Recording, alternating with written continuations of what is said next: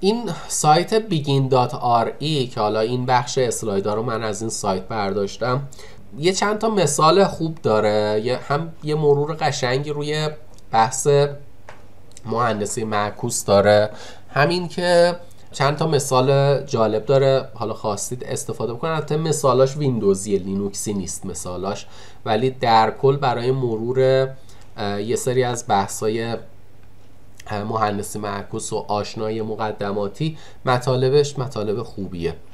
ما تو بحث مهندسی معکوس میخوایم بفهمیم یه کد داره چی کار میکنه، و حالا این کد میتونه کد بدافزار باشه، میتونه کد یه باینری باشه که آسیب پذیری داره و ما میخوایم اون رو اکسپلویت بکنیم.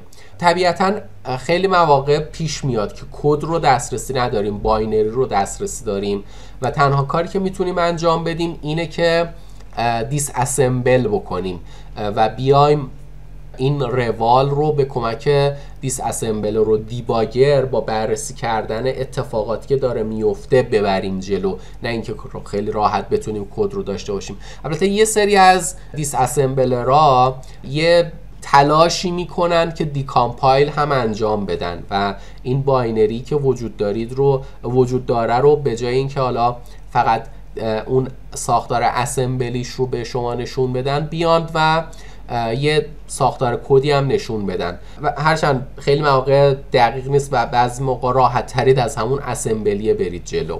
توی حافظه ما یه سری 0 و 1 داریم که این 0 و 1 ها یه معنی دارن، از دید اون سی پی یو یه معنی دارن و بهش میگن اینو آپ کد، که این آپ کد تبدیل میشه به اسمبلی و شما میتونید این رو ببینید.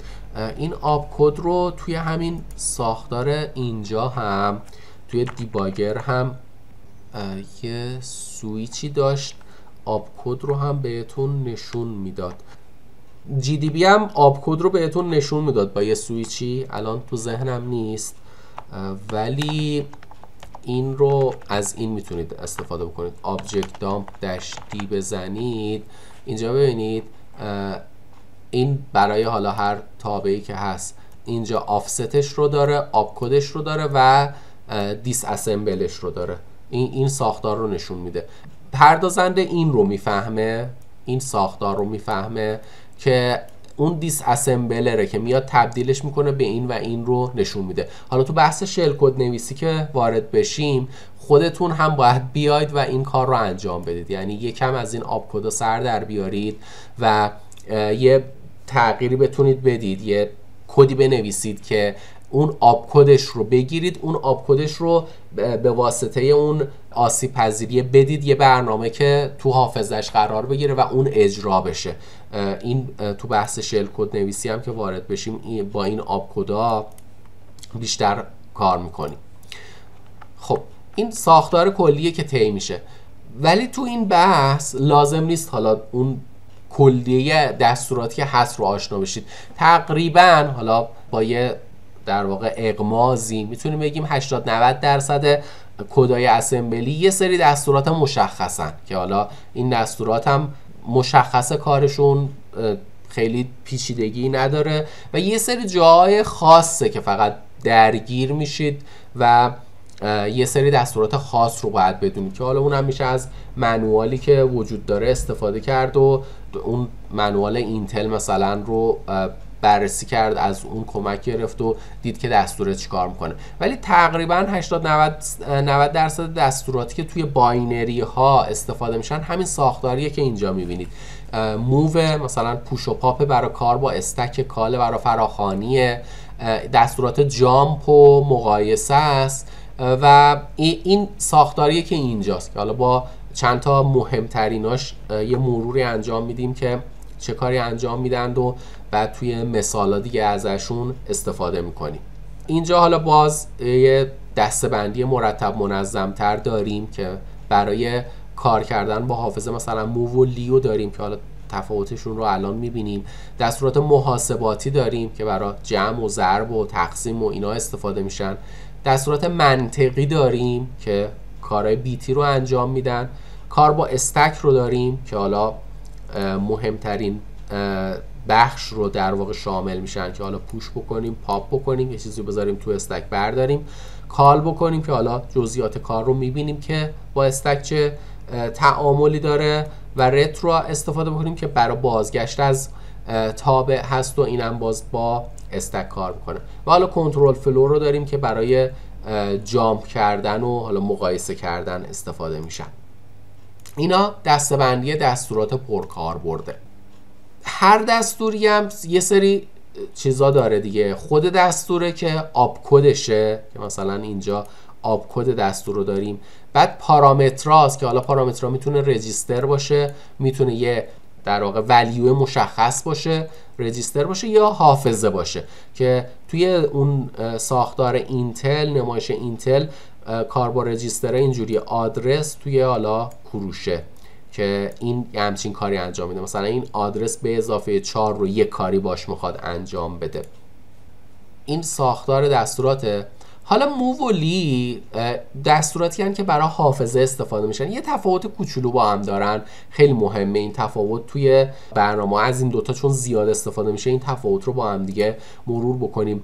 موو میگه که برو سراغ یه آدرسی، مثلا میگه آدرسی که داخل EBX هست، این الان اینو میگه برو سراغ EBX، یه آدرس اونجا هست، اون آدرس رو بردار به اضافه 8 بکن و هر مقداری که تو این بخش از حافظه است اون رو بردار توی EAX قرار بده. مثلا اینجا ببینید EBX مقدارش اینه، به اضافه 8ش میشه اینجا و مقداری که تو اینجا قرار داره این مقداره 0x20 هکس و میگه این مقدار، یعنی این مقدار رو همین چیزی که اینجا هم میبینید این رو بردار و داخل رجیستر EAX قرار بده. این کاری هست که انجام میشه. پس به این شکل میاد سراغ این بخش از حافظه و این مقدار رو برمیداره داخل این رجیستر قرار میده. حالا در مورد رجیستر هم جلوتر توضیح میدم اگر حالا رجیسترها ابهامی وجود داره که دقیقاً چی هستن چه جوریان جلوتر باز میشه. فعلا رجیستر رو به عنوان یه متغیر در نظر بگیرید که میاد از حافظه و یه مقداری رو برمیداره توی یه متغیر قرار میده. فعلا در این مقدار به صحبت بکنیم، جلوتر بازش میکنیم. لی یه کار دیگه انجام میده. تفاوت لی اینه که مقدار حافظه رو بر نمیداره، محاسبه انجام میده، نتیجه محاسبه رو قرار میده. مثلا اینجا میگه که اون مقداری که داخل EBX هست به اضافه 8 بکن، نتیجه رو بذار داخل EAX. یعنی اینجا این مقدار، یعنی این آدرسه یه محاسباتی با آدرس، با چیزی که داخل EBX وجود داشت، با این انجام داد، اونو داخل EAX قرار داد، نرفت سراغ اون آدرس توی حافظه و مقدار اون خونه حافظه رو برداره. موو مقدار خونه حافظه رو برمیداره، لی محاسبات فقط انجام میده. تفاوت این دوتا دستور توی این رفتار هست که اینجوری کار میکنن. خب این تا اینجا. اما در مورد رجیسترها یه سری استورجن، یعنی ما همینجور که حافظه رو میگیم یه بخش استورج برای اینکه یه چیزی داخلش ذخیره بکنیم، رجیستر هم همینه، منتها خیلی کوچولوه و داخل CPU قرار داره. یعنی یه بخش از CPU یه استورج کوچولو به ما میده که این استورج کوچولو میشه رجیستر که کاربردهای مختلف داره. یه سری رجیسترها جنرال پرپس هن، برای هر چیزی میشه ازشون استفاده کرد. یه سری رجیسترها خاص منظورن، مثلا اینجا این رجیسترهایی که اینجا هست EAX, EBX, ECX, EDX، اینا عام منظورن. در مورد رجیسترها اینم بگم ما رجیسترهای 8 در واقع بیتی داریم، 8 بیتی داریم، 16 بیتی داریم، 32 بیتی داریم و 64 بیتی داریم، بسته به نوع پردازنده. اگر پردازندمون 32 بیتی باشه فقط تا 32 بیت رو داریم، تا اینجا رو داریم، 64 بیتی ها رو دیگه نداریم. اگر پردازنده 64 بیت هم ساپورت بکنه، رجیسترهای 64 بیتی هم داریم. قاعده اینجوریه معمولا، یه سری رجیسترها از 64 تا 8 همه رو دارن، ساپورت میکنن، با اسامی مختلف میتونیم بهشون دسترسی پیدا بکنیم. یه سری رجیسترها فقط فیکس سایزن، توی یه اندازه خاصی کار میکنن. مثلا این EAX رو ببینید، EAX خود EAX 32 بیتیه، AX 16 بیت کم ارزشش رو داره، AH و AL 8 بیت با ارزش و کم ارزش اون AX رو داره، یعنی از 32 داریم تا 8 اینا رو داریم. حالا باز توی اسلاید بعدی اینو دقیق ترش رو داریم. به 64 بیتی که برسیم، 64 بیتی هم میبینید همین EAX RAXش میشه 64 بیتش، یعنی اونایی که با E شروع میشن 32 بیتی هن، اونایی که با R شروع میشن 64 بیتی هن. حالا در ادامه این رو هم خواهیم داشت. پس یه سری رجیسترها عام منظورن، یه سری رجیسترها خاص منظورن. مثلا بخش کد و استک و دیتا توی ساختار الف یه توضیح کلی بهتون دادم، حالا اینو باز میکنیم در ادامه دوره، جزئیات بیشترش رو میبینیم. گفتیم کد سگمنت داریم، دیتا سگمنت داریم، استک سگمنت داریم. یه سری رجیستر داریم که آیدنتیفایر اون سگمنت هستن، مثلا CS مال کد سگمنت، SS مال استکه. و یه رجیستری هم مثلا مثل ای فلگز، فلگای مختلف CPU رو داره، وضعیت CPU رو در واقع نشون میده که حالا در ادامه اینم میبینیم مثلا چند تا وضعیت که چه جوریه و چه چیزی رو به ما میگه. و یه رجیستر خیلی مهمم داریم EIP که باز این EIP 32 بیتشه، IP 16 بیتشه و RIP 64 بیتشه. این رجیستر دستور بعدی که قرار اجرا بشه رو مشخص میکنه، یعنی CPU از این رجیستره که میفهمه باید چه دستوری رو اجرا بکنه، از چه بخشی باید برداره و اجرا بکنه. این ساختاری است که برای این وجود داره. اون ساختاری که بهتون توضیح دادم به صورت شماتیک اینجوری میشه. رجیسترهایی که من دارم در موردشون صحبت میکنم اینا توی ساختار اینتله. ساختار AMD و ARM یکم متفاوته. AMD و ARM هم از بحث اینستراکشن ستشون، اینکه چه دستوراتی رو پشتیبانی میکنن، هم از بعد ساختار خود پردازنده و هم از بعد رجیسترها یکم متفاوتن. من بیشتر ساختار اینتل رو کال کردم و با اینتل بیشتر آشنا هستم. حالا اینتل هم چون گستردگی بیشتره با اینتل میریم جلو، ولی همین رو اگر جایی نیاز شد، البته آرم کلا ساختارش یکم متفاوته و اگر روی یه چیزی مثل اندروید بعداً بخواید کار بکنید، ساختار آرم رو هم باید یکم دیپ بشید ببینید.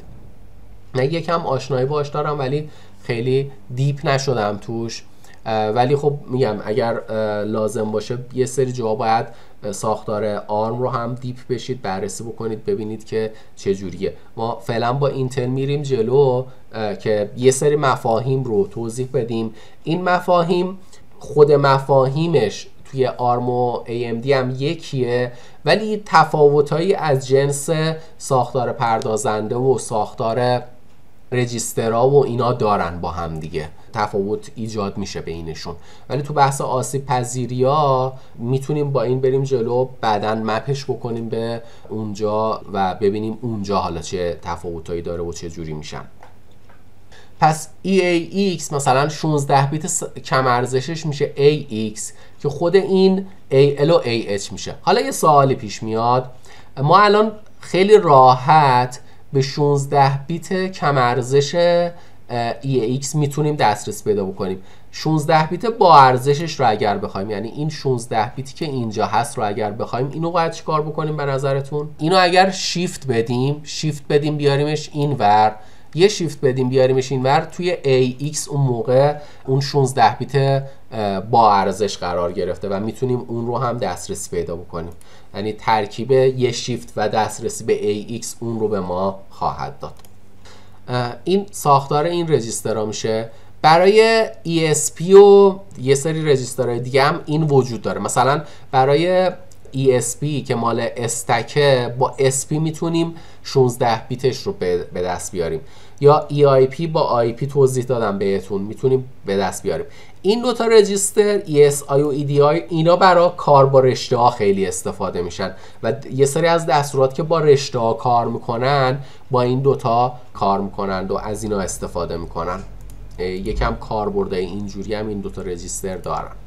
اما رجیستر رجیستر ایفلکس استیت پردازنده رو به ما نشون میده و استیت پردازنده با دستورات تغییر میکنه. شما یه دستور رو اجرا میکنی، یه اتفاقی تو پردازنده میفته و اون اتفاقه رو ایفلکس به ما میتونه نشون بده. مثلا حالا یه اتفاقی که میتونید رقم بزنید این بیت هست. مثلا ببینید اینتراپت فلگ IF فعال بودن غیر فعال بودن سافتور اینتراپت ها رو به ما نشون میده که اینتراپت ها فعال هستن یا فعال نیستن.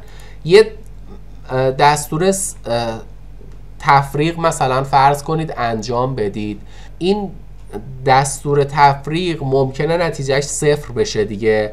این زیرو فلگه این که دستور قبلی باعث شد که نتیجه 0 ایجاد بشه یا نه اون رو به ما نشون میده. یا مثلا عدد 2 رو منهای 3 میکنید، نتیجه میشه -1 دیگه، منفی میشه. این ساین فلگی که اینجا میبینید، ساین فلگه نشون میده که دستور قبلی که اجرا شد نتیجه منفی داشت. پس این ایفلگزه اینا رو نشون میده. میبینید 3 در واقع مدل فلگ وجود داره تو ای فلگ. یکیش استاتوس وضعیت رو نشون میده، مثل همین مثال تفریق که من زدم که نتیجه منفی یا 0 داشت. یکی کنترل فلگه که مثلا این دیرکشن فلگه جزء این کنترل فلگه. این دیرکشن فلگه مثلا تو همون رجیسترهای ESI EDI که گفتم برای رشته هاست. مثلا شما میخواید یه رشته رو شروع بکنید از این ور حرکت بکنید بررسیش بکنید، یا از این ور حرکت بکنید بررسیش بکنید، به سمت جلو حرکت بکنید یا به سمت عقب حرکت بکنید. این دیرکشن فلگ این رو مشخص میکنه. یا مثلا اون اینتراپت جزء سیستم فلگه که یه ارتباطی با خود پردازنده داره، استیت پردازنده و مدل کاری که تو طرز کار سیستم عامل تأثیر میذاره اون رو مشخص میکنه. این سیستم فلگه هست. پس ای فلگه کاربردهای این مدلی داره که یه چیزی رو به پردازنده بگه یا یه دستوری وقتی قرار اجرا بشه یا اجرا شده یه اتفاقی رو بخواد رقم بزنه. این باز یه مثال دقیق تر از ای فلکس، یکم جزئیات رو اینجا آوردیم که باشه. مثلا زیرو فلگ، کری فلگ، ساین فلگ کاربردش چیه که تو مثال بهتون گفتم. حالا اگر بخوایم برانچینگ انجام بدیم، یعنی اجرای کد رو تغییر بدیم، این برانچینگ، دستورات برانچینگ برای پیاده سازی حلقه و شرط، مثلا if یا حلقه while یا حلقه for بخواید پیاده سازی بکنید، اینا تهش تبدیل میشن به یه سری دستورات اسمبلی دیگه. این برانچینگی که اینجا داریم، این برانچینگ ها برای پیاده سازی این ساختارها هستن، یعنی ساختارهای اینجوری رو پیاده سازیش رو بهتون میگه. دو مدل داریم، unconditional و conditional. unconditional یعنی هیچ شرطی چک نمیشه، جامپ کن به این آدرس، اینجوری یه آدرس رو میذاریم مستقیم جامپ میکنیم بهش. کاندیشنال یه شرطی بررسی میشه که این شرط بررسی کردنه معمولا اول با دستورات مقایسه‌ایه، مثل CMP مثلا میاد میگه مقایسه کن EAX رو با این، که حالا پیاده سازی CMP هم با تفریق میکنه و تفریق کردنه چون اون فلگای ای فلگ ساین و زیرو و اینا رو تغییر میده، با چک کردن اونا این کار انجام میشه. مثلا اینو انجام میده، مقایسه میکنه، بعد میگه که JGE اگر جامپ کن اگر مقدار EAX بزرگتر مساوی با این بود، اگر مقدار EAX بزرگتر مساوی با این بود جامپ کن به این آدرس. اینجوری کار میکنه. کاندیشنال ها اینجوری کار میکنن. مدل های مختلف داریم، دستورات مختلف داریم که مثلا JZ چک میکنه اگر زیرو فلگ 1 بود جامپ میکنه، یعنی اگر دستور قبلی که اجرا شده باعث شده که زیرو فلگ ست بشه این کار انجام میشه. JNZ اگر 0 باشه. همینجور الی آخر میبینید این دستورات جامپ از این فلگ ها استفاده میکنند و حالا پرش ها رو به صورت شرطی انجام میدن. برای مقایسه دو تا دستوری که خیلی استفاده میشن دستور تست و CMP هستن. دستور تست اند میکنه، لاجیکال اند میکنه دوتا رو و حالا بر اساس این که زیرو فلگ ست میشه یا نمیشه اون فلگ های ای فلگ رو ست میکنه و میشه ازش استفاده کرد برای جامپ کردن. CMP تفریق انجام میده، حالا تفاوتشون تو طرز کارشونه ولی جفت دستورات رو میبینید، هم تست رو میبینید هم CMP رو میبینید. یه مثال ببینیم، مثلا مقایسه اگر A مساوی با B بود برو به این آدرس، این میشه CMP کن A و B رو JZ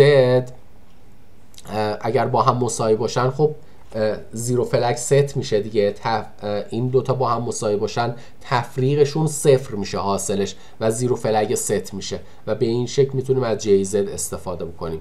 میتونیم مقایسه بکنیم JL استفاده بکنیم کوچیکتر رو نشون بده و این کار انجام بشه و مثلا if A میتونیم بگیم که تست کن A و A رو، and کن A رو با خودش. خب اگر A 0 باشه باز اینجا زیرو فلگ ست میشه، اگر 0 باشه زیرو فلگ ست میشه. ما چون میخوایم if A معادل اینه که بگیم A مخالف 0 باشه دیگه، چون توی C و C++ اگر A 0 نباشه این تروه، برای همین JNZ اینجا به کار میره. این مدلی هست که این دستورات کار میکنن. خب این یه مروری روی دستورات اسمبلی.